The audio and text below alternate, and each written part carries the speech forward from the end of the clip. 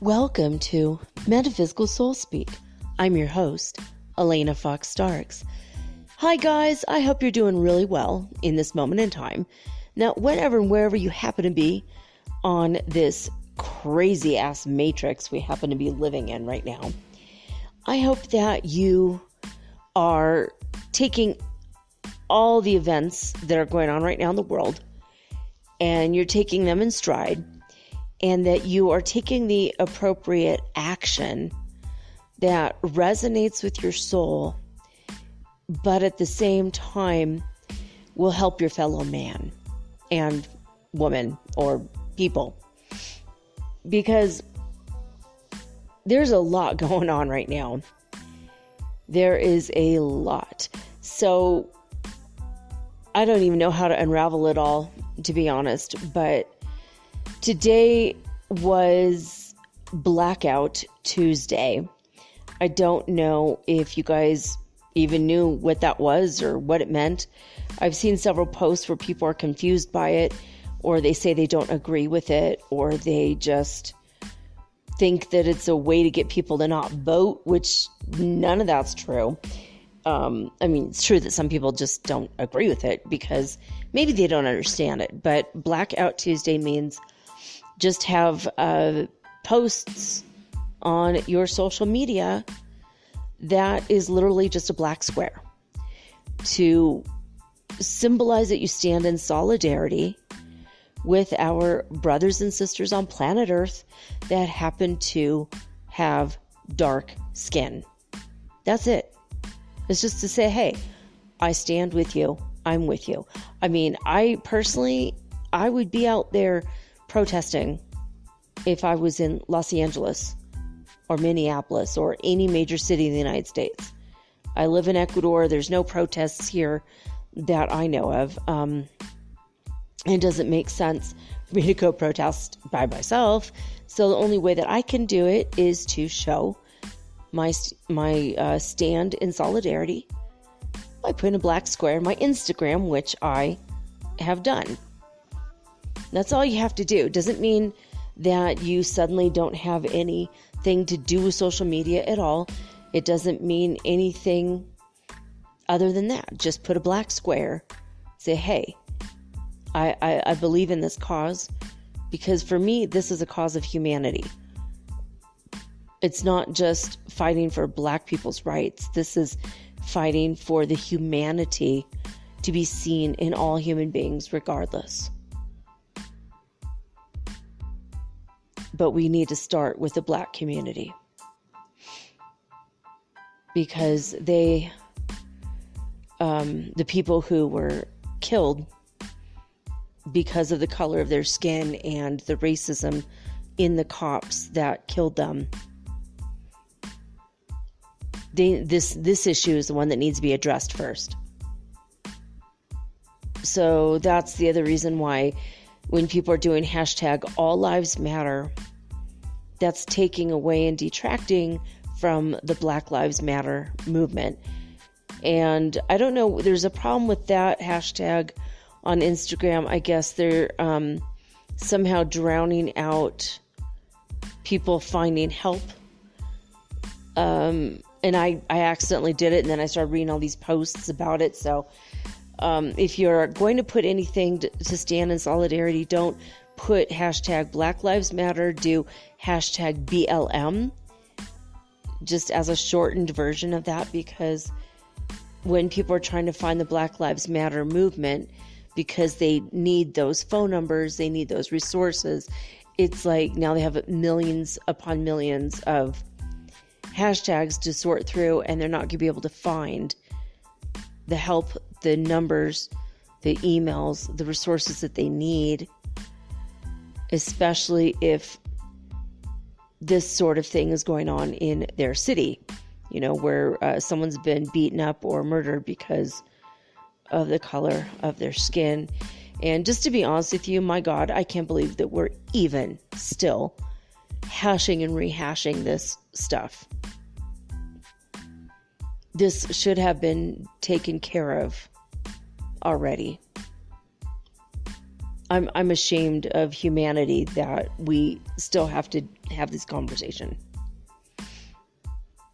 That we can't just look at a person and say, this is a person. Instead of this is a female person, this is a black person, this is a whatever we say in our own minds, it's disgusting to me that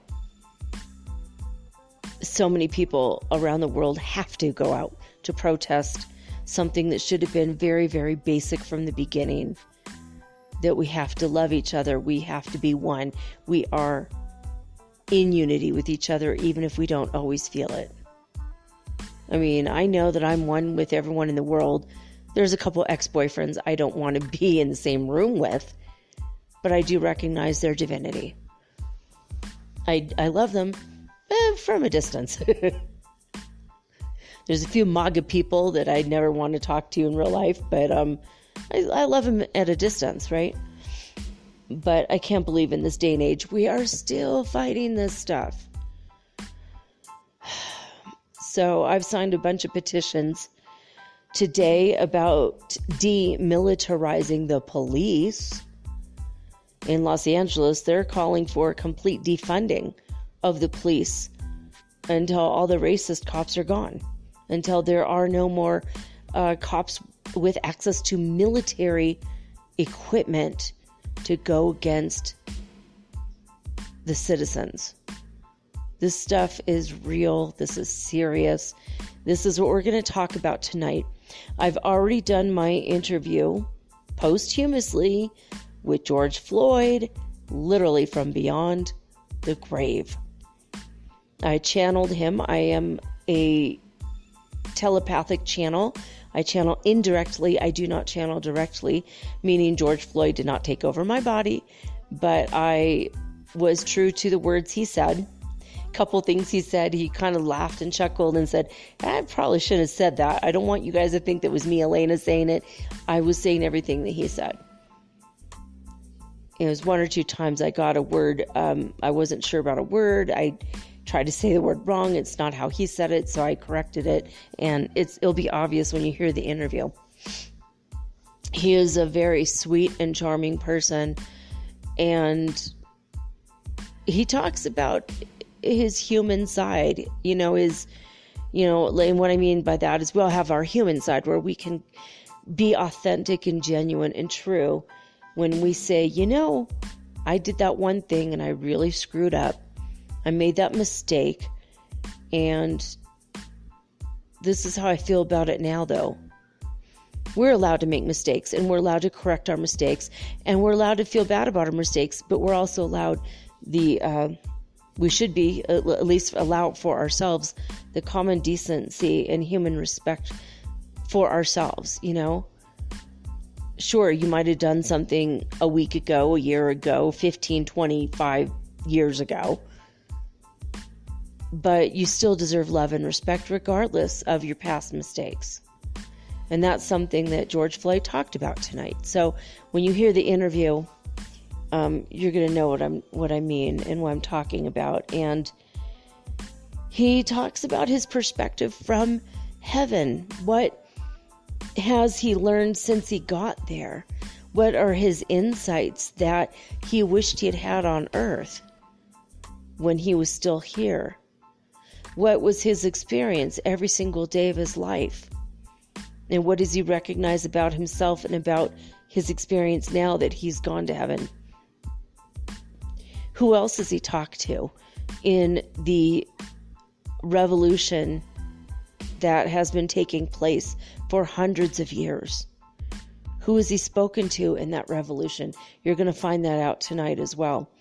He didn't even realize he was a part of it until his last day.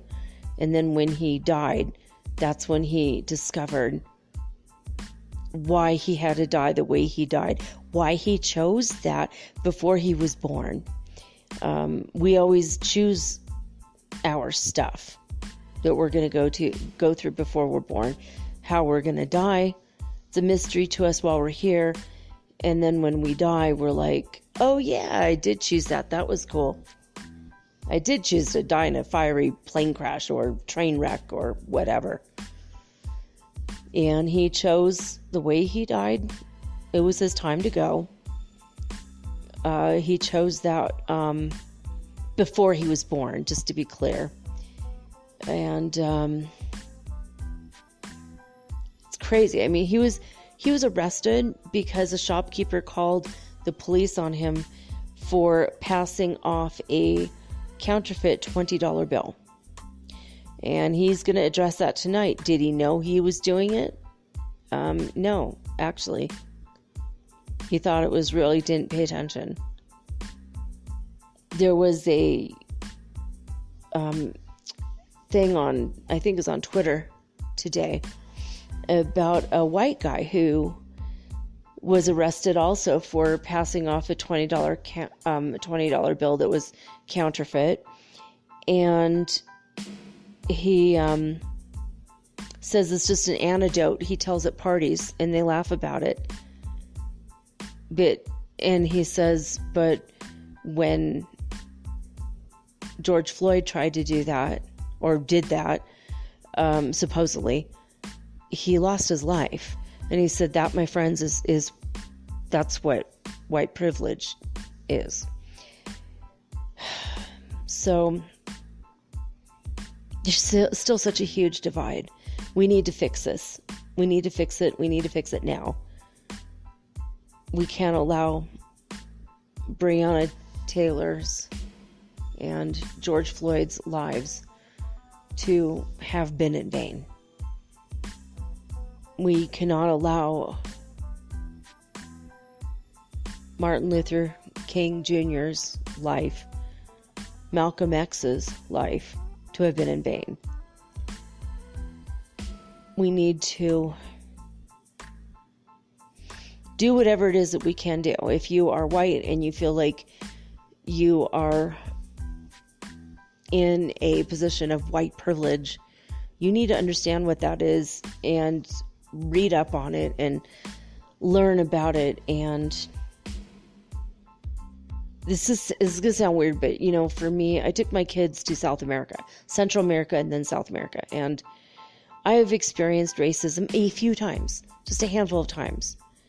And I cannot imagine, I see how I reacted to it, and how when I was at the brunt of it, and I saw how I was overwhelmingly incensed and angry and pissed off. And I talked to a friend of mine once about this. He's black, and I said, how the hell do you go through life putting up with this crap with almost every single interaction you have? And he just says, you just have to get through it, and you get so used to it, and it becomes a part of you, unfortunately, that you learn how to deal with it constantly. And that's the fact that I've only experienced it a few times. That's white privilege. Even though I'm Cherokee and white, I don't look Cherokee. So, which I'm kind of sad about, to be honest. I have a little bit of those high cheekbones, but I wish I was more, looked a little bit more like my great grandma. But it is, and it's something that we all need to learn from all this experience. We need to look at it from everybody's angle, everyone's perspective. We need to have love and compassion. And we can't just go, yeah, but all lives matter. Yes, all lives do matter. But we don't want to detract from what is actually happening right now to the black community. So, that's just the problem that's needing to be solved right now. People in the Black community need to feel safe. They need to feel that every time they leave their house, they're not putting their own lives in danger. The only way I could see this happening is for police to be defunded. Fuck the police. You know, there's not... I know a couple people that are in the LAPD. Actually, one of them, he's a friend of mine in the sheriff's. And my friend, who I used to date, Yo-Yo, he was in the LAPD. And he did it so he could help people. He's a really good person. And I'm sure that this is breaking his heart that this is happening right now in the world. He's very loving. He's Israeli. He was born in Israel, but he grew up in the U.S. He's a naturalized citizen. And he served his time as an LAPD officer. And I know the racism bothered him that he saw. You know, I don't even know if any amount of retraining can help the people that are racist. I don't even know what to do about it. But demilitarization, defunding at this point, maybe psychological profiles of every single person who wants to go into law enforcement. Because why do you even want, you know, most people aren't like my friend Yo-Yo, who wanted to protect and serve people. And he did. He actually was a good guy. He was a good cop. But I don't see a whole lot of LAPD or any PD officers that are actually out there actually trying to protect people, actually trying to serve the community. Seems to me like they're there to protect and serve themselves, or a corrupt boss or something. It doesn't seem to me like it is. It just doesn't seem to me like it's working anymore. But I don't want to create fear, anger, hatred, violence, none of those things. The only thing that I could say is that we need to feel unity and love. We need to send love and light to everyone in the Black community right now. Just send love and light. Surround people with love and light and the energy of protection. Abate all the fears, you know, in the Black community. Fears of leaving their house. Fears of when they see, the police coming. It's not, none of this is fair. So I don't know what else to say about it, but I wanted to tell you some stuff about astrology. So hold on, let me go to the Instagram. I had some stuff bookmarked so that I could show you guys, or tell you guys some stuff. So let's see here. I have to go to my saved page. Sorry, it's taking a minute. I have to do everything on the tablet because I don't have the I don't have my computer. I did find out, though, that I'm going to get internet next week. So the government here is finally going to help us with that, which is awesome. Oh, something I wanted to mention is there's a funny funny meme I saw about the how the Amish and the witches are standing in solidarity for the Black community. And this is hilarious because witches and Amish are like completely opposite. But Amish people, how they even hear about it, I just thought that was funny. But I think I might have mentioned that last night. But I just came across a meme right now. I wanted to, hopefully this is it. Here's some stuff. This is a meme I saw from Alchemy in C. Tarot is the person who put this out. They said, it's time to call upon your ancestors, deities, spirits, daemons to help and end this oppression. There's legions just waiting for us to ask. Prepare, do your rituals this week, especially with a full moon on June 5th. The witches are coming for you. And the hashtag is witches against white supremacy. So, not against white people, by the way, just the white supremacists who think they're better than everybody else because of, winning the skin lottery, right? So, and then here's another one from, another meme from, let's see. Oh, I can't even tell who, okay. I'm going to just say who put this out is Memes for Witches is the Instagram account that put this out. It says, Witches to Action, June 5th supermoon. Global action will be taken on the supermoon of June 5th by witches, shamans, brujas, root workers, spiritualists, and every other practitioner and or occultist. On the supermoon of June 5th, we call everybody to focus your intent, do spell work, light a candle, do what you find necessary to send protections, do healing, and bring justice to injustice everywhere. It says, let's help end this shit. Hashtag June 5th Global Spiritual Protest. And hashtag Spiritual Protest. It says, from the inexperienced to the experienced, let's gather together. So there's another thing. I didn't save it to the witchy ways. Maybe I sent it to, I gotta see. There's another meme I wanted to tell you. I thought this was cool. By Straighten Your Crowns is the account. She says, in this house we believe Black Lives Matter, love is love, science is real, feminism is for everyone, no human is illegal, and kindness is everything. So I wanted to say that because I loved that. So, okay, I'm trying to see. There was this one thing that I saw that was so excellent.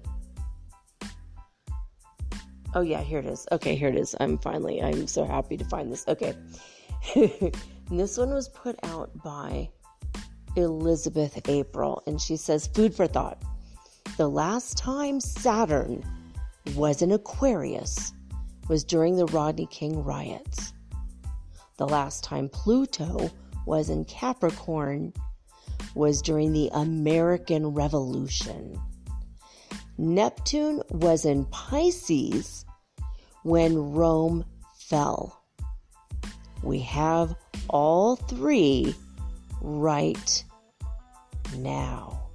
So, oh my gosh, food for thought. That was, I don't know for you, but for me, that blew my mind. Absolutely blew my mind. We are in it. This is the revolution. As they say, the revolution will not be televised. No, it's going to be on Elena's podcast. I'm just kidding. So there you go. It's it. Do you guys feel it? Do you feel it in the air? Change is coming, but we have to demand it. And we have to be careful how it is that we go about demanding it.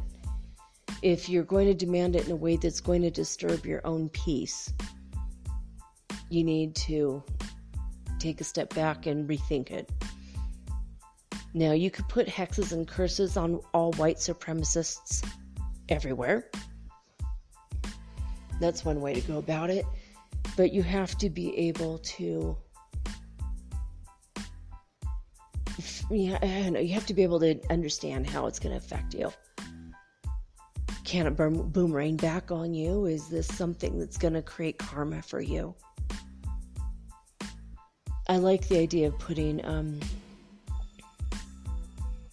Maybe putting, a black candle, surrounding it with black salt, and just saying this is to protect all of our black brothers and sisters everywhere on the planet from police brutality and injustice. It's to say a prayer to send extra angels to surround everybody of color that might be in a vulnerable position. Or maybe you want to hex and curse and do that. Maybe we want to just use our magical ways to do all kinds of things. I'm still trying to figure it out, but we've got a few days before the full moon.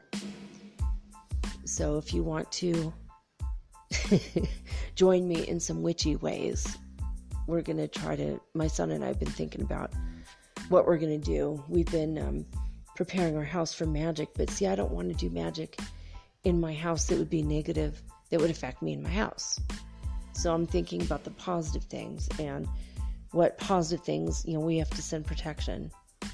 At the same time, we do need to sign as many petitions as possible. So Daily KOS, K-O-S, they always have them, and you can just look up,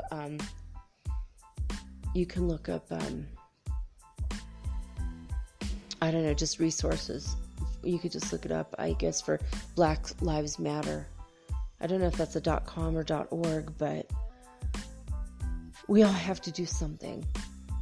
Spend an hour signing petitions. Don't let this rob you of your peace, but at the same time, do something. I mean, no justice, no peace. That's what they say. But if you can, take to the streets. Do something active. Go out. Walk the streets with a mask, social distance. But go and make sure that your voice is heard one way or another. I mean, if it's standing in solidarity online with a Blackout Tuesday, or signing all the petitions you possibly can. Anytime and anywhere and everywhere you hear conversations about people, saying anything negative about Black people, you need to stop it.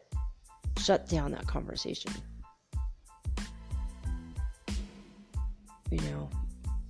Put it, put it to them in a way that, hey, what if that was you? What if you had been born like this? What if you had, in this position where the whole world was against you from the moment you were born? What if what if it was reversed, or whatever. I don't know how you can do it, but we need to raise people's consciousness and awareness, not go against them and be negative towards them, but at the same time, people, I don't know, I think people need to be shut down for, for what they're doing, especially the police, calling for justice, calling the Minneapolis Police Department. I don't know the number, but just calling them and saying, hey, this guy needs to be in jail for murder. The name of the police officer, I forget him now, but he's sprayed people in the face with pepper spray. He's been violent before. This wasn't a first incident for him. It's just the first murder for him. So you can't just stand by. Like, if you stand by and do nothing, absolutely nothing, then you're part of the problem too.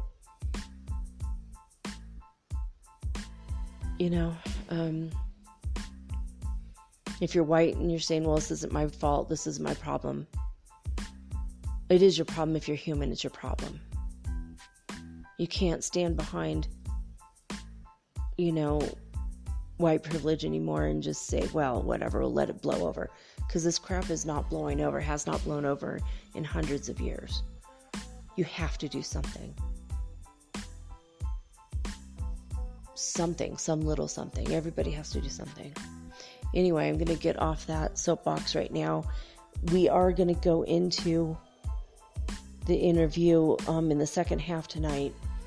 posthumously. And again, it's not like I contacted him for any reason other than, actually, I didn't contact him. He contacted me. So apparently my reputation in heaven, at least, is growing.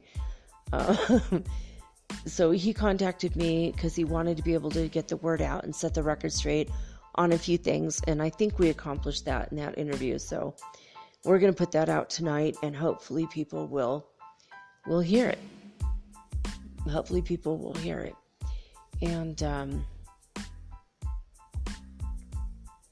and understand a few things, what's going on, like why him, why, just what happened, and, was he guilty of it? No, he didn't even know, but we're going to talk about that. Anyway, I'm going to get into space weather and all this, all of our daily stuff. We're going to get into that right now. Today's been a really weird day over here. It's been raining like crazy after it was super, super sunny. Like normally it's a little bit hazy and we get a little bit of sun, a little bit of rain, a little bit of, every 10 minutes it changes. But today was weird because it was bright, hot, sunny day. We don't normally get these like almost all day. And then in the evening it started pouring rain and our water got shut off. Like everybody's water got shut off. And that was weird. So there's a lot of strange things going on. It's just been a really strange day. I can't explain it, but I woke up late. I couldn't even exercise. I had to wait for hours. And I did exercise in the afternoon because I'm not going to let a day go by without exercising and doing something good for myself. Plus, I know my twin flame's coming into my life someday soon, and I want to look good. Vanity, thy name is woman. But I want to look good, baby. So, it's been a weird day. I don't know if you guys are feeling the energy, but yesterday, tons and tons of cosmic radiation coming through. And God knows what else, just tons of energy that was just lots of ascension symptoms, a lot of stuff going on. Anyway, let's get into it. Spaceweather.com. Solar wind speeds really picked up. We're at 347.4 kilometers per second is the solar wind speed. And let's see here. We have a sunspot. Woo! Sunspot number 11. That's pretty cool. It's a tiny sunspot, AR2764, and it's a member of the new solar cycle 25. So there's that. That's kind of cool, right? All right. Let's see. The Ulu neutron counts today are a little bit less than yesterday. They've gone down by 0.5%. And so that makes it 9.3% of the space age average, which makes it high, but not very high. So that's good. I wish I was very high right now. Solar wind has flown out of the sun. It was flowing from the northern coronal hole, and it will possibly brush Earth's magnetic field on June 6th or June 7th. So that's good. We have something to look forward to in about, 4 days. That's cool. Let's see, how many, I wasn't sure, I can't remember now if this is cute. Arctic Wolf pendant is what they're selling on spaceweather.com. They put these pieces of jewelry and stuff on their balloon that they put into the upper atmosphere to test. They always have to do these experiments, and then they raise money by selling these things for about $100. You get a picture of it in space, and you get certification, which is really cool. I mean, I want to someday get something like this for my kids, but this one would be perfect for my oldest. She loves wolves, or even my youngest, he loves wolves too. But which I love, but wolves have been all around lately. Every time I look anywhere, movies, TV, out the window. There are wolves and wolfy energy everywhere. So I don't know if you guys have been coming across wolves a lot, but wanted to mention it just in case. So today there were 13. Ooh, there's my good number. Again, 13. 13 fireballs sporadic caught on camera by NASA and their Meteoroid Environment Office. They calculate orbits, velocity, penetration, depth into Earth's atmosphere, and many other characteristics with their NASA All-Sky cameras and the All-Sky Fireball Network. And that's what's going on there. All right, so this looks like kind of a good article here. Inferior conjunction of Venus. Again, this is spaceweather.com if you want to look at the picture and look at their information. They say, now tomorrow, June 3rd, Venus will pass almost directly between the Earth and the Sun. This is having a strange effect on the planet's shape. It is like a ring of fire, says Didier Favre, who sends this picture from France. So you can go check this out. Now, when Favre took the picture on the 1st of June, the sun was only 2 degrees from Venus, hence the blue sky. It was not an easy picture to take, she says, but wow, what a view. Why does Venus look like a ring? It's because the planet's night side was facing Earth at the time, sunlight filtering through the edge of Venus's carbon dioxide atmosphere. Wow, that'd be really good for plants. I wonder if there's any plants there. Anyway, it forms a luminous ring around the dark disk. Astronomers call this inferior conjunction of Venus, and it's one of the best in decades, actually. At closest approach on the 3rd of June, Venus will be 29 arc minutes, or half a degree, from the center of the solar disk. And only twice since 1961 has Venus come closer, during the famous Venus transits of 2004 and 2012. So it says it's dangerous to observe Venus because the sun's just a fraction of a degree away, and it's easy for stray sunlight to sneak into your optical system. It can damage sensitive electronics and also hurt human eyes. So maybe only look at it on YouTube or these pictures on spaceweather.com. There's more to the article. If you want to read it, you can go to this on your own time. But right now, we have some other things to check out. And starting with the Italian disclosurenews.it, they are reporting that in Italy anyway, the Schumann Resonance was 60 hertz frequency, which is 20 above what it needs to be in the fifth dimension. Now, as far as heartmath.org, this site is temporarily unavailable. It's been really frustrating with them lately, but I know they've been trying to change their server over and get everything back on track, and it looks like it's maybe going a little bit longer than what they had hoped. And remember, they were 2 days behind for this past week, and suddenly they're just not available at all. So hopefully they could get everything up and running soon. Next week, I found out I will be getting my internet. Thank God.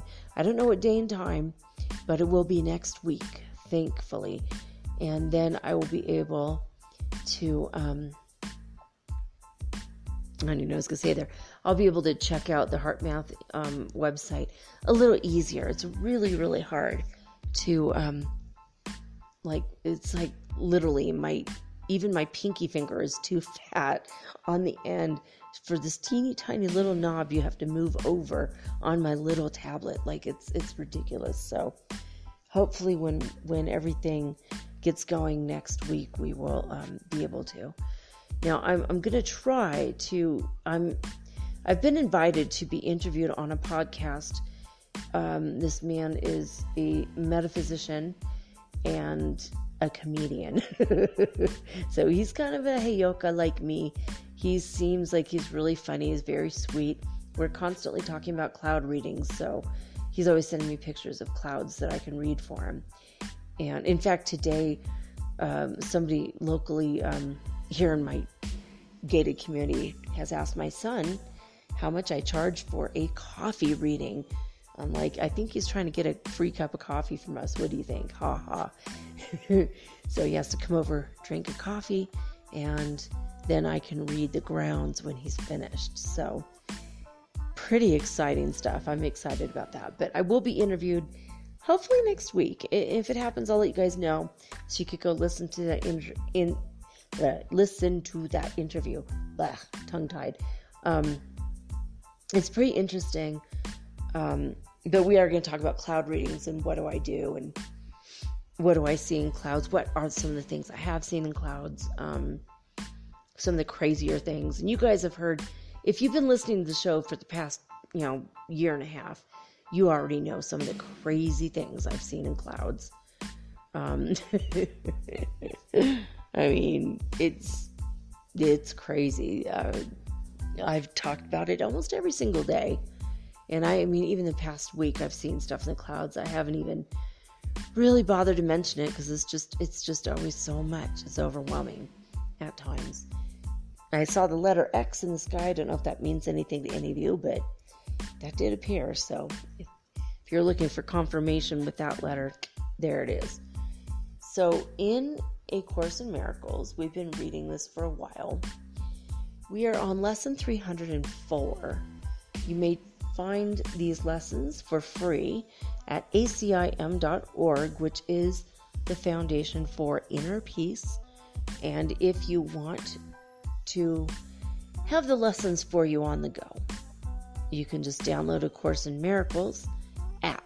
There's so many of them in all the different app stores that there are. Play Store, Apple, whatever, they all have it. iTunes Store, I think they call it. But ACIM or A Course in Miracles, look that up and you can find it. And they're always free and always will be. It's funny because they forgot to put a copyright page in the first book they published. And they published it and they sold it. And because of that, they completely forgot about it. And there's no copyright on A Course in Miracles. And they tried to petition to get a copyright on it later, and the government said no. Isn't that weird? Anyway, that's why it's always free, so don't feel guilty about getting it for free.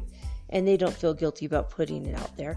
They do ask for donations if you want to give them a few bucks. That might help them out. But this was something that Brother Yeshua came and talked through a lady, and basically she didn't even believe. She was a scientist. She didn't really believe in anything religious or spiritual, which was what made her a perfect candidate. And she started channeling. She channeled this entire 3 books. And right now we're on lesson 304. So without further ado, we're going to go into that right now. All right. Lesson 304. Let not my world obscure the sight of Christ. Let not my world obscure the sight of Christ. I can obscure my holy sight if I intrude my world upon it. Nor can I behold the holy sights Christ looks upon, unless it is his vision that I use. Perception is a mirror, not a fact. And what I look on is my state of mind reflected outward. I would bless the world by looking on it through the eyes of Christ. And I will look upon certain signs that all my sins have been forgiven me. You lead me from the darkness to the light, from sin to holiness. Let me forgive and thus receive salvation for the world. It is your gift, my Father, given me to offer to your Holy Son, that he may find again the memory of you and of your Son as you created him. Let not my world obscure the sight of Christ. Let not my world obscure the sight of Christ. Okay, again, that's lesson 304. Wow, there's a lot of things in this lesson that kind of applies to the theme of the night, and the theme of the day, the Blackout Tuesday thing. It's pretty interesting. So, oh goodness, I love when things work out where everything kind of aligns. It's actually pretty cool. Love when that happens. So I don't know, guys, be an activist, but don't give in to the anger and the negativity of it. Demand justice without disturbing your own personal peace. It's a fine line. You have to walk a balance. You got to figure it out, but I know you guys can do it. I've been a social activist my whole life. And even the years I've tried not to be engaged in any kind of political activity whatsoever, I always find myself spending hours a week signing petitions. Even in Lima, my oldest and I went and we were marching for freedom and justice for people. And my youngest went and he marched with the feminists in Lima. I didn't even know until later in the day. And he's like, oh yeah, I was out at this protest. I'm like, why didn't you tell us? Because we would have wanted to go. But, so, I mean, we've been in a lot of marches and protests literally on 2 continents.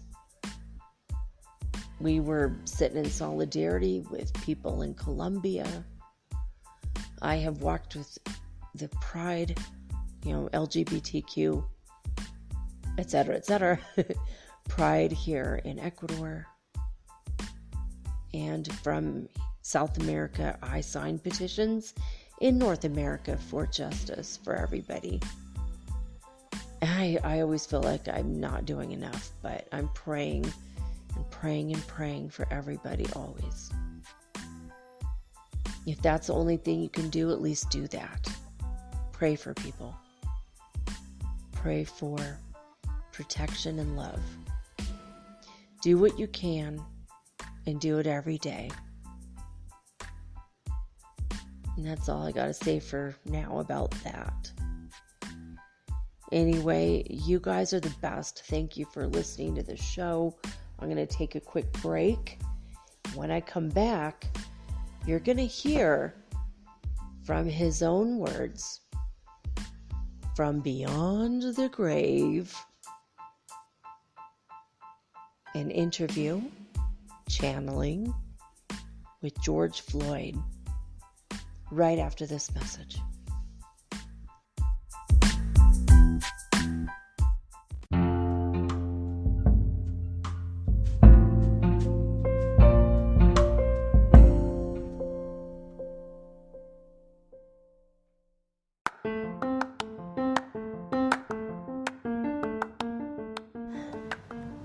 If you haven't heard about Anchor, it's high time you did.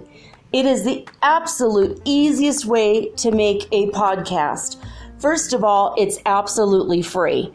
Second of all, they have creation tools that allow you to record and edit your podcast right from your phone or your computer. You guys have known that I've been doing this for 8 months using the Anchor.fm app right on my cell phone, and I have done it everywhere, right? I have recorded this in my living room, my bedroom, little cafes in Quito, Ecuador, all over Cuenca. It's so absolutely easy to make your podcast, and editing is just a snap. Anchor also will distribute your podcast for you, and it took me about 2.5 months to become syndicated, and now I'm available on Spotify, Apple Podcast, and many more, and so can you. You can make money from your podcast also, and there's no minimum requirement. You get paid from your very first listener. It is everything that you need to make a podcast all in one place. So please, if you are interested in making a podcast of your very own, do not hesitate to start with Anchor. Download the free Anchor app or go to anchor.fm to get started today.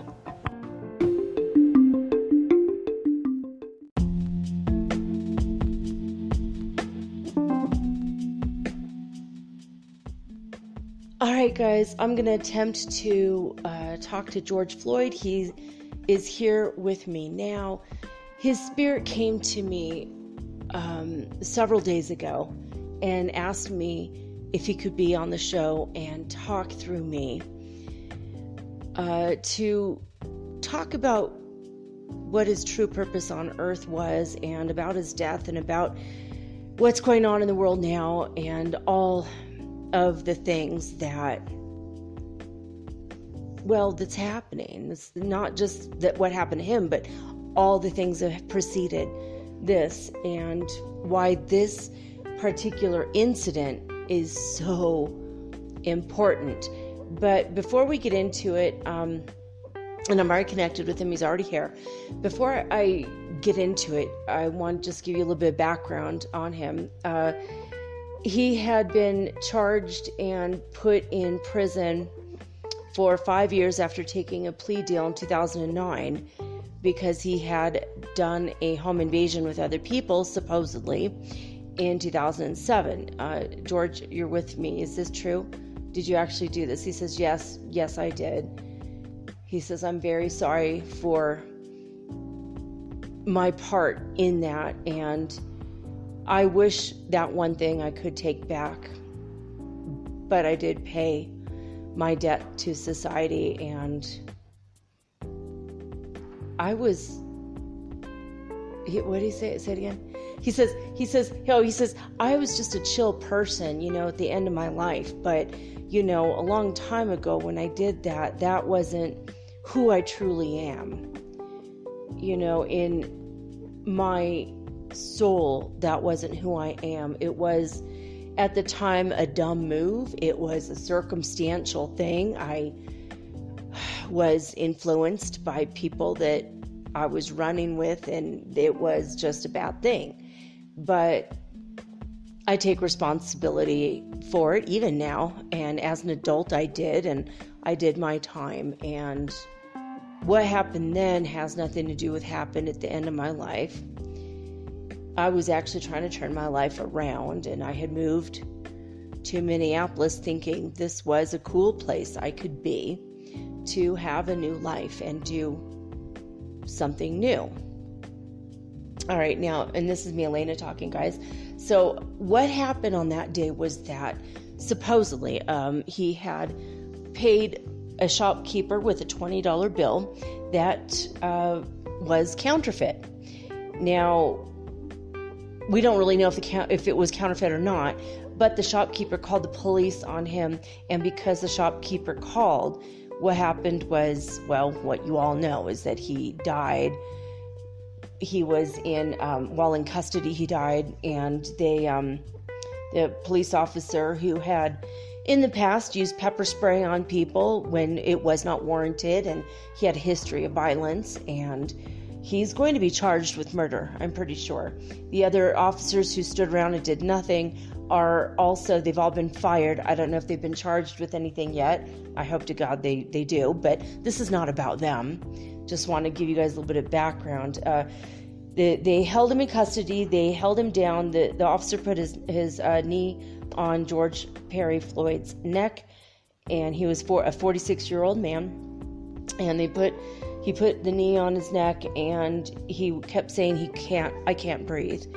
And when all that happened, it was really bad. They ended up having to call a hospital. Later, he was brought by ambulance to the hospital, and later he died in the hospital as a direct result of the injuries to his neck that were sustained at the hands of a brutal police officer. He literally brutally murdered this guy. He's being charged with third-degree manslaughter. I don't know why it's third degree. I mean, in my opinion, it should be at first, maybe second, but definitely not, he deserves a lot more time in prison than that. So and everyone argues if the guy had been white, that this wouldn't have happened, but because it was George Floyd and he was a black man, that's why it happened. So do you want to talk to any of that? Yes, I do. I definitely want to address that, George Floyd says. And by the way, before we get into it, I wanted to tell you guys, he was a sweetheart of a man. And when he came over to me a few days ago, he told me they wanted to be, interviewed and all that. And he hugged me. And I felt it. And what a sweet, teddy bear person, teddy bear heart, is what I call people that just are huggers. And he was a hugger, and I'm a hugger. I'm the same way. And he hugged me, and I felt it. And I read an article about him, and he worked at a place in a restaurant where he was always hugging the customers that were the regulars that he liked and he knew and became friends with, and everybody loved him. He left behind a girlfriend. He had a daughter. He had an ex-wife. He says yes, an ex-wife. And he was co-parenting, and he was doing a good job. I mean, his ex said that he was a good father, and he provided for his kid and things, like he was a good man, okay? So just so you know, and so let's get into some of that, what I've said, you can address it. So he says, yes, I would like to clear up quite a bit of things. Now, I'm not sure if that $20 bill was even counterfeit or not. It was not my intention to pass off a $20 bill that was fake.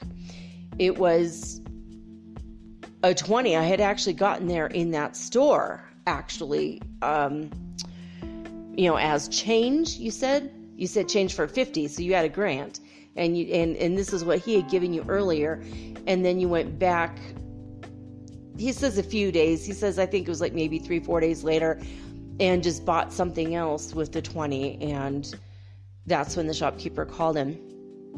He says he felt weird that the shopkeeper was always leery and suspicious of him, and he feels like it was a targeted phone call, just to give him grief. Obviously, he didn't probably intend to have him murdered by police, obviously.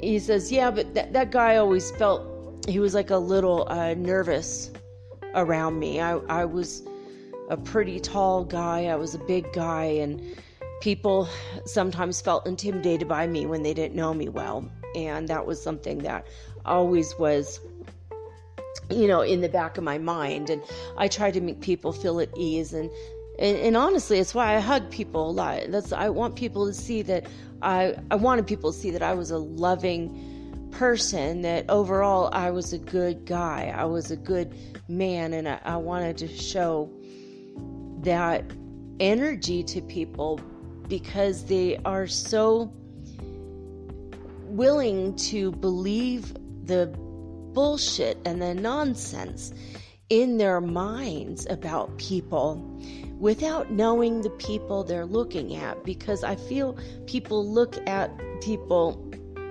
through the brain goggles, or the goggles that they hold in their brain about a certain circumstance. If someone's really small or really tall or really skinny or really fat, or however you see a person, you don't judge them by what you're seeing and knowing about them directly. You're judging them based on the filters and the goggles in your mind.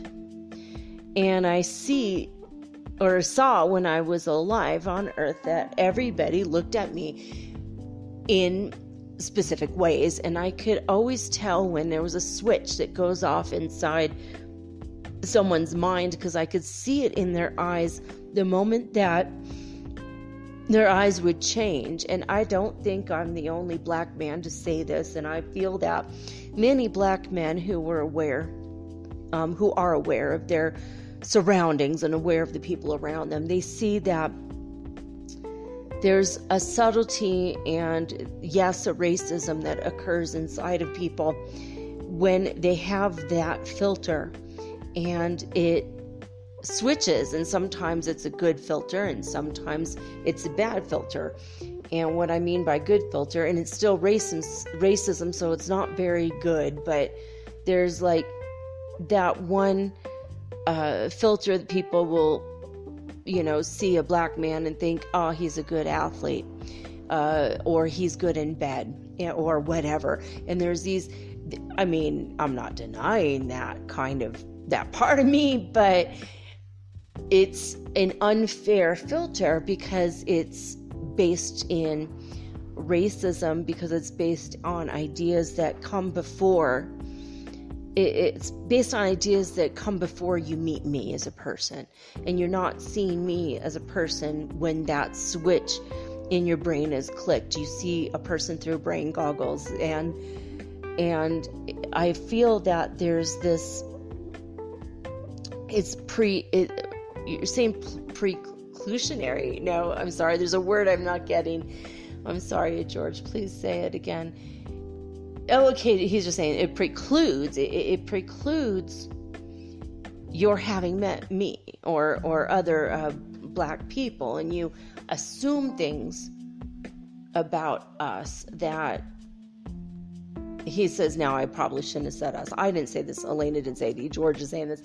He said it's just that certain people that are not black, and then they see black people, they will have a set of circumstances in their brain or ideas in their brain that will make them look at black people in one or two ways, good or bad, but usually it has to do with ideas about black people. And what I would like to ask and request of all of you who are not black, and many of you will be listening to this who are not black, please stop all those filters.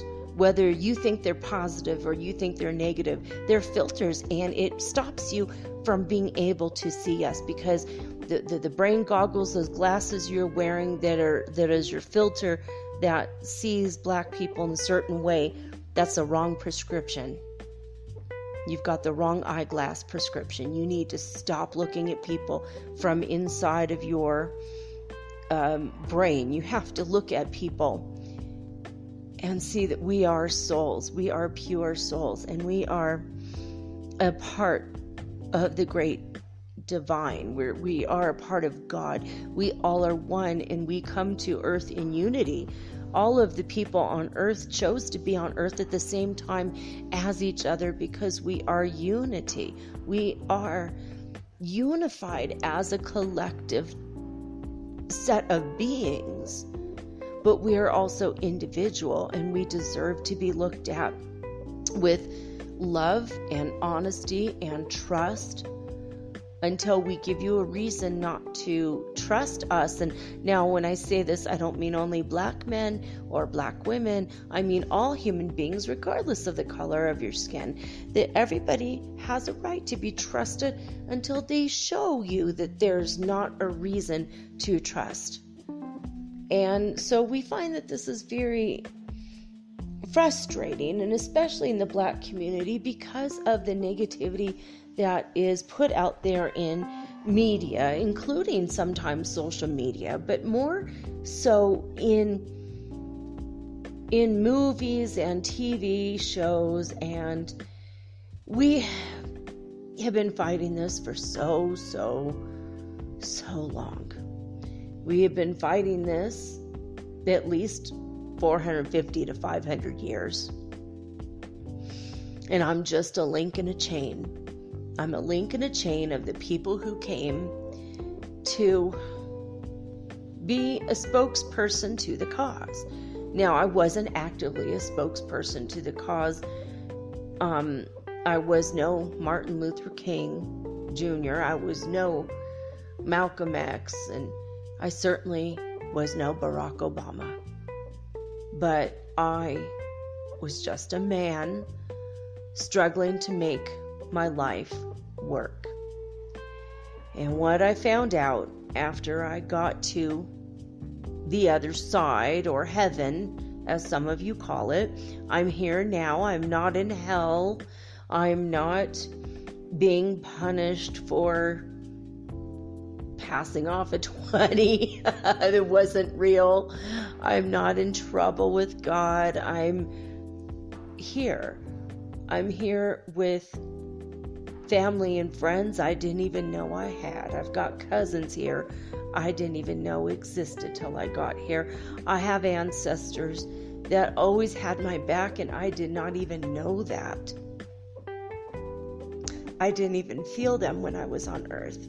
And I really wished I had, because it makes me feel so loved and so special once I got here, and once I was able to shake off the weight of what it was like to be a Black man in America in this time. And I realized that I am a soul, and our souls don't have any color, and we are beautiful, illuminated beings, and you have no idea who we are when we leave Earth. But what I found out after I went to heaven, and after they processed me, and boy, it was hard. I have to tell you, I went through every bad-mouthed word I said to people, every moment of anger, every flash of anger that came through my body because of how people reacted to my body being a different skin color than their own. And Black people have a lot of burden to go through, just walking through their day, trying to be pleasant and saying yes sir and thank you ma'am, and you don't understand. Unless you are a Black person, you're not going to understand this. And I'm not just tooting my own horn when I say we are brave souls to be born in America as Black people. And it's not something I ever would have used to describe myself when I was there. But now that I'm here on the other side, and after I got processed and I saw I had 3 days of having to look at the pain and the suffering I caused other people, even if it was just with a look, or the days I didn't smile, or the days I wasn't myself, the days that I was grumpy, the days that I was less than the most perfect I could be at the moment. I had to go through the pain and suffering I caused others. But then I got to go through the love and the beauty, the joy and the celebration that I caused others. And that was my favorite part, because I didn't realize how much I had been loved by the people in my life. My loving girlfriend and my beautiful child, and my ex, who, even though we had our difficulties, she had, in her own way and in her own time, before it went bad, she loved me too. And I didn't feel or absorb that love in a way that I wished I had, because I guess I didn't love myself enough, and that might be why I even became a home invasion robber that one time that I got caught. I didn't, at that time, when I look back from this perspective, I see I didn't really know all of what was going to happen, and I didn't know I was going to ever have to relive those moments, and I felt sorry for what I did, and I felt it from the other person, from their perspective. And boy, I want to tell you, don't ever commit a crime against another person, because you're really committing a crime against yourself. And I got to see from the perspective of the officer who murdered me. And from this place of love, this place of joy, this ultimate heaven that we all get to go to, I feel nothing but love. I forgive him. I forgive him. I forgave him. He's going to get what he deserves, and I got to see that play out already. I'm not going to give you any spoiler alerts, but I'm going to tell you that don't worry. You don't have to hate him on my behalf. In fact, please do not. Don't hate anybody on my behalf. Don't hate the police on my behalf, and don't set cities on fire in my behalf, and don't use this as an excuse to steal or commit violence or crime against others, because it's truly just a violence against you, against yourself. You don't understand how we all are connected and how we all are one. And I appreciate that I got to be a part of the Black Lives Matter movement. And I appreciate all the sentiment and all the love and the outpouring and the support and the people protesting in the streets. I appreciate all of you. I can't believe this is for me. I was nothing but a normal man trying to live my life. I made a few mistakes. I atoned for my sins. I fixed those mistakes, and I was just living my life to the best of my ability. I was just a man. I did not realize that when I got to heaven, that I was going to be the match that set the world on fire in this movement.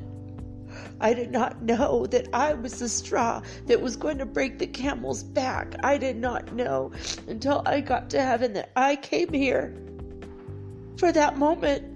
I knew it was going to happen. My soul knew it was going to happen, and I chose for it to happen because my soul needed to show the world that this is still happening. And I feel that maybe on some level I knew it was going to happen to me my whole life. I never really talked about it. I didn't tell anybody, but I just always felt like I would end up being a martyr for a cause. And I didn't really accept that about myself, and I didn't totally accept even myself. And I didn't accept that I was a more powerful being than I am. And I do regret a little bit, not fully regret, maybe that's not the correct word, but I do feel a little bit of a sadness that I did not know my personal power sooner. And that things had gone different in my life. But all is said, all is done, all is gone. I did not know that my choosing to be a martyr for a cause at the in the final breaths of my life, I did not know this was going to happen. I cannot tell you how humbling that was for me. I cannot begin to express how absolutely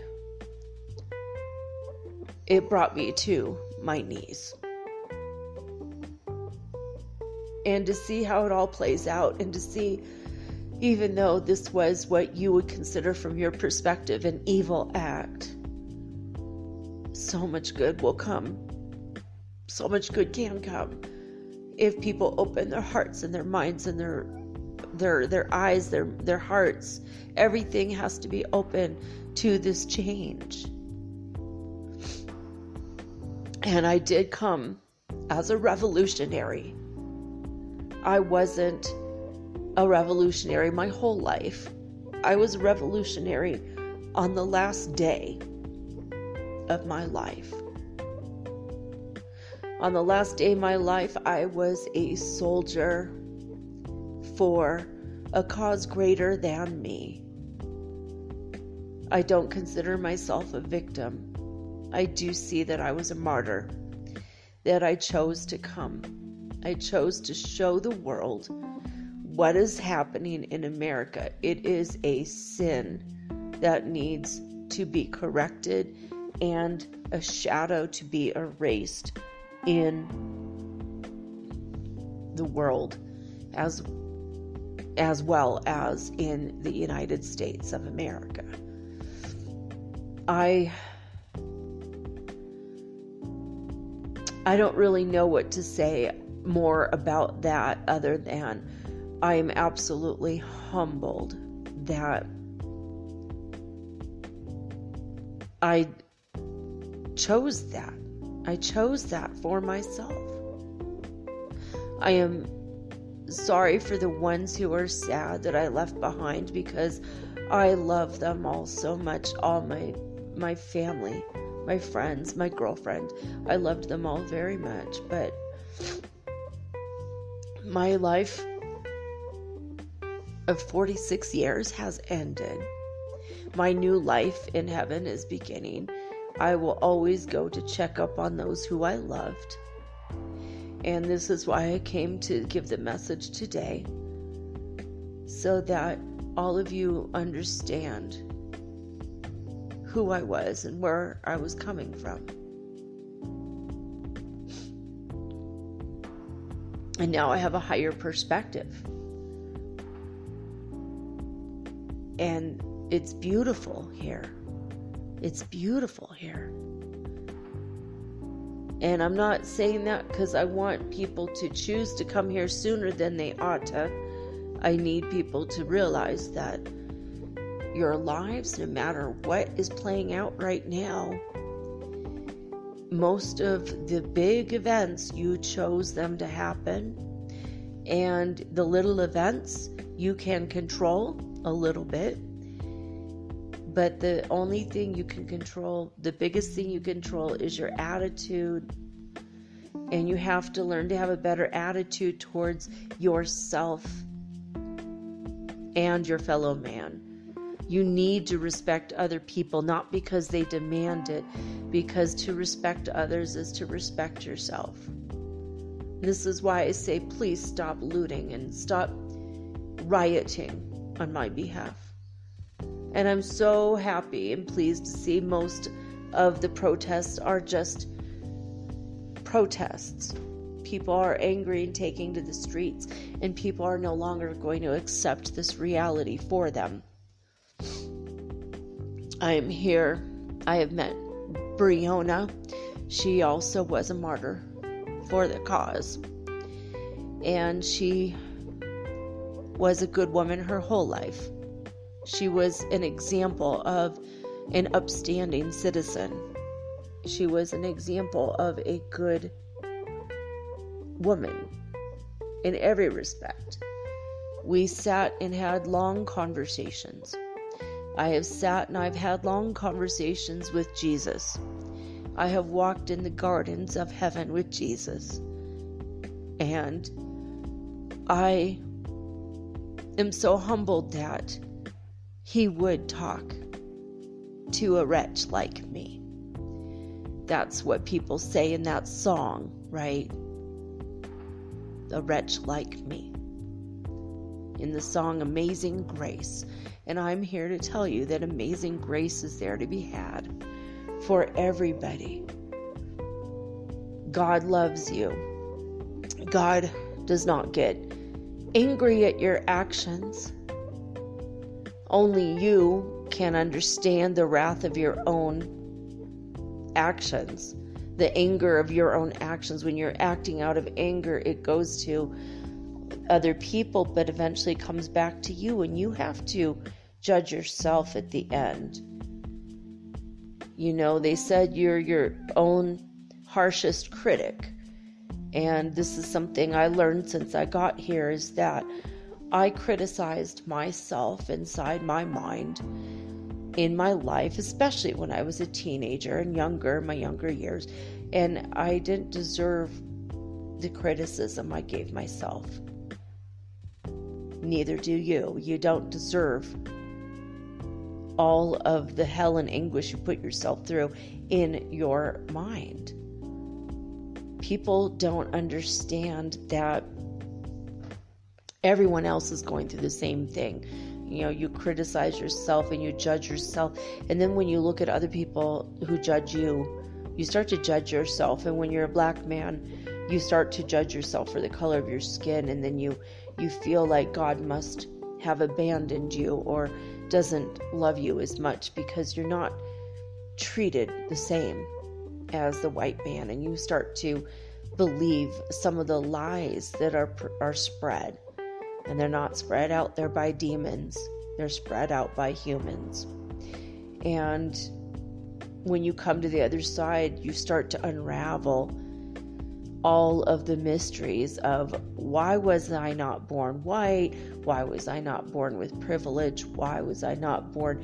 And all the things that you resent, all the things you got upset about, all the things that you knew you couldn't change or you tried to change and it didn't work out. All those things you have to understand from a higher perspective, that there are reasons why you come to earth, why you go to the country you're in, why you go to the city you're in, and the parents you were born to. I'm learning about all of this now. And I want all of you to understand that there is nothing more precious than the time spent on earth, and you don't have time to lament the fact that you are poor or that you are black or that you are overweight or that you're not athletic enough or popular enough or whatever you might have in your mind. Maybe you don't play baseball enough and you didn't make the majors. Whatever secret resentment about your life you're harboring, whatever secret resentment towards God that you're harboring because you wish God had given you the lottery ticket that was the winner this life. You chose all of it. It was a choice. And if you come as a black person in this time, this day and age, you do so because you were brave and you were strong and you were willing to go through the harder lessons for your own personal growth, your own spiritual growth. And it's going to make you stronger if you don't let it break you. And it's time to forgive yourself, and it's time to forgive people like me that end up committing crimes early in our lives. You gotta forgive that. And you have to forgive your judgments. Just forgive yourself from this point forward. Do better. Forgive everything in the past. Every time you were ignorant, every time you said something, acted a certain way.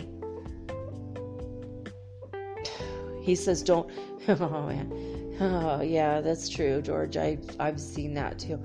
He says, if you are a white woman and you see a black man and you hold your purse a little tighter to your side, that is a form of racism. But it's a form of caution. And what I would like to suggest is that clutch your purse closer to your side when you see a white man too. Don't act differently. stop the subtle forms of racism, because God has your wealth in his hands. And it cannot be taken away from you unless it was an event you chose to happen to help you learn a lesson, or a spiritual lesson, a life lesson or a spiritual lesson. And don't blame a potential robbery in your mind on the person 100%, because it takes two to tango. Somebody might have chosen to be a robber in this life because that's going to teach them insights and lessons, and someone might choose to be robbed. But I'd like to ask you to please stop with all the subtle. When you see a black person, you don't need to lock your car doors. You don't need to, unless you were going to lock your car doors if you see a white person too. So forgive yourself for all these behaviors that most of them are subconscious responses, usually coming about in your mind from media sources. We need more black people like Eddie Murphy in the movie Coming to America. We need more positive role models of black people in media. And that's not my main message here, but it's an observation that I made early on in my life. I wish I had less TV role models and movie role models that were criminals. And I wish I had more that were kings, princes, good people. That wasn't my purpose in this life, to go through that, though. My purpose was to be murdered on my last day, to point out that shadow, that... You really want me to say that word? He says, yeah, say it. He says, it's like a linchpin in American society. And I do mean every way you can take that word. I don't think that all of America can rise up and go to that heaven on earth place, or that ascension, until this part is addressed. I didn't know anything really about the ascension movement or any of it, but I see it from a different perspective now, and I see there's so much wonderful beauty, joy, love. So much is getting ready, but this is one of those final things that we need to address, that everyone needs to address. I did my part. I fueled a fire. Please don't hurt people on my behalf. That's not who I was. It's not what I'm about. It's not who I ever was. I was what they say. I was a teddy bear person. I loved to give hugs. I was like a Teddy Ruxpin. But you say it a lot less creepy, right? A lot less, yeah. He's like, yeah, I wasn't that. He's like, maybe that was bad examples. That was pretty damn scary. That bear was really scary. He said, but I wanted to be everybody's friend. That's who I am at the core of my soul and my being. I was just wanting to be loved and accepted, and I wanted to love and accept everybody else. And I think at the core of that issue was that I didn't totally love and accept myself. So what can you work on in this life from my perspective, from an example, taking an example from me right now? Love everybody. Spread the word about stopping racism in all of its forms and all of its subtleties. Forgive yourself for being ignorant, but learn more. learn more, become better people, do more, do better. Not only for yourself, but for others, and for informing other people too. We, in heaven, we all love you. Everybody loves everybody, and everybody loves all of you.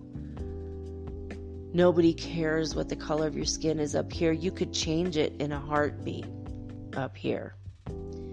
Hell, I could be purple today and green tomorrow. It doesn't matter. It only matters there because it's been made a thing. We are all important to God, and we are all important as pegs on a board.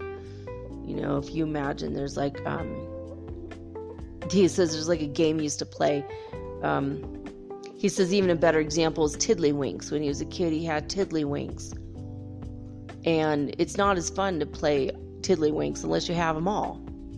You know, if you lose half your tiddlywinks, it's not as fun a game. And that's what he says, that's what I feel this world. It's almost like we're all the tiddlywinks. You know, we need all of them in a pack. We all need to be together. We all need to, we're playing a game here. We're trying to find out more about ourselves, more about other people. We're trying to learn how to love in the midst of all the things going on. But life is only fun when you have all of the pieces to a game, right? And all the parts to play are each of you. We all have our parts to play, and we all have to learn to get along. Really? He says, I met Rodney King up here. He was like me. He was just a normal man who became part of a greater revolution from what happened to him in his life. He says, I also met Reginald Denny, and I'm not even worried. Like, he wasn't even worried about what happened to him. He's sorry for the family left behind, as we all are, but we see that we all become, well, we don't want to say poster boys for the movement, but he says we are like, we become icons in a movement, but the movement is the forward motion of humanity.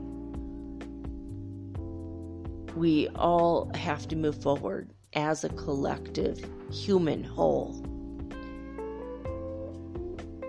And sometimes we come there with a different color skin so that we could get a point across. And that's all. At the heart of it, we are just pure love. We are pure soul. And so he says some of us are pure funk. He says, don't worry about me. Don't cry about me. Don't spend one more moment worried about me. I'm fine. I'm more than fine. I am meeting people I always wished I could meet. I am loving people that I loved on earth and loving people that I loved who passed before me. I am okay. Now I am fine. I am made whole, and I am okay. You don't need to cry about me and hold me to earth. You don't need to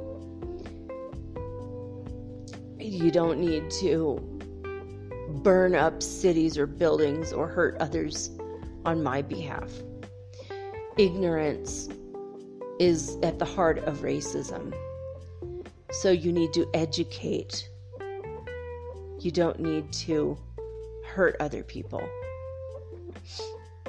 You don't need people to be subjugated to your will either. You don't need to force people to see your side. You just need to educate them so they understand. So that's pretty much what I came here to say. I did choose to be a revolutionary on my final day on earth because I just want to see change for the better for all of humanity. All my black brothers and sisters, thank you for standing in solidarity with me. Thank you for raising your fists up for me. And I will be waiting in heaven for any of you who follow me. If you wish to talk to me and get a good hug from me, I'm here. And I always will be. And that's all I gotta say. That's all I have to say right now. And he says, thank you for having me on the show. You're welcome, George. I think you're wonderful. Now, oh God, his spirit, he's hugging me. Okay, honey.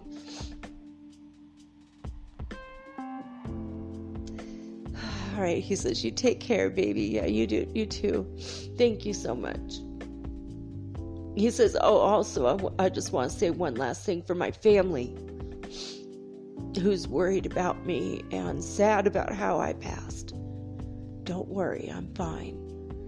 And I'm going to be checking in on you from time to time, especially my little girl.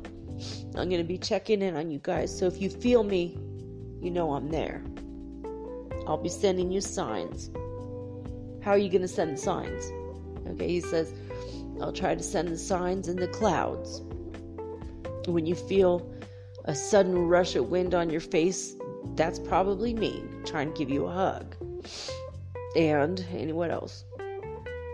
He says, that's about it. Are you sending any animals, birds, or anything? No, it's not my style. I just want to come and hug you and you feel wind on your face. If my little girl hears this, if you feel wind on your face, baby, that's me giving you a hug. I'll always have hugs from heaven, so don't worry.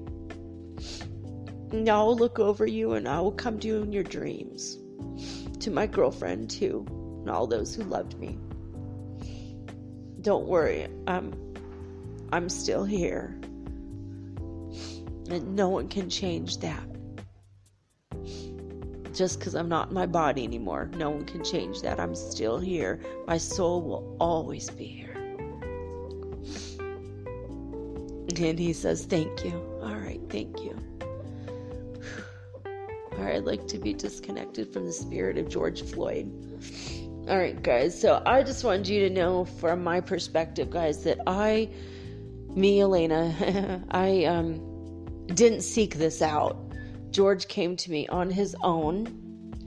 He showed up a couple days ago. I guess the word got out that I do channelings from people who have passed before, and that I channel, and I'm a pretty clear channel for the most part. I think that maybe a couple of the words in this interview I used from my own perspective, and maybe they weren't the words he used. And, he had originated, I think, from Dallas, or at least Texas. So he had a little bit of a southern thing going. And so I think that's what was coming through. I'm trying to put things from how I hear them, but there's a little bit of a southernness there, not too much. Oops. Okay, guys, I have some carrot cake that's been delivered, so I got to go downstairs and get this. But I'm going to stop this right now, and I want to tell you guys, each and every one of you, I love you. I love you. I love you. Thank you for having complete and total confidence in me and the show. I wanted to remind you that on July 1st, you will be able to vote for Metaphysical Soul Speak, the podcast, if you think I deserve a People's Choice Award. So just for now, for July 1st, please, I'm trying to walk downstairs in the dark, okay, while I'm talking on the phone. There we go. The light switch is on the second floor. Okay. So I wanted to let you guys know for July 1st, please just go ahead and mark your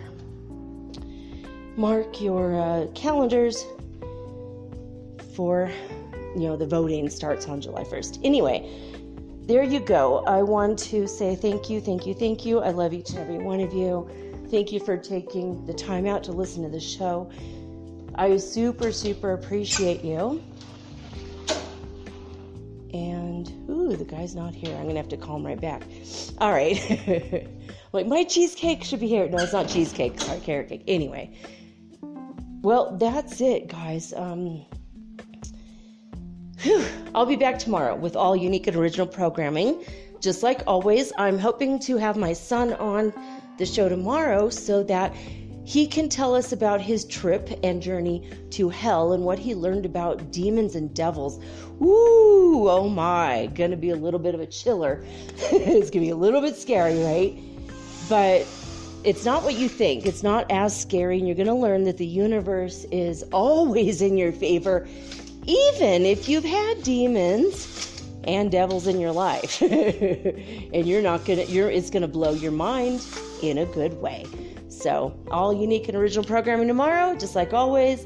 But for now, I'm signing off with peace and joy and the high vibes of the Holy Fifth Dimension. Until next time, guys, peace.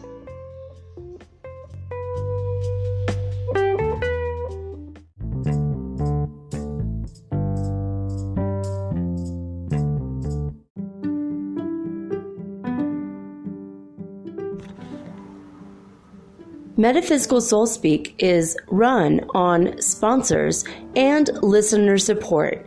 This means listeners like you. If you are so inclined to support my efforts and my little podcast, please visit me at anchor.fm/metaphysical and pledge an amount of your choosing today. Thank you.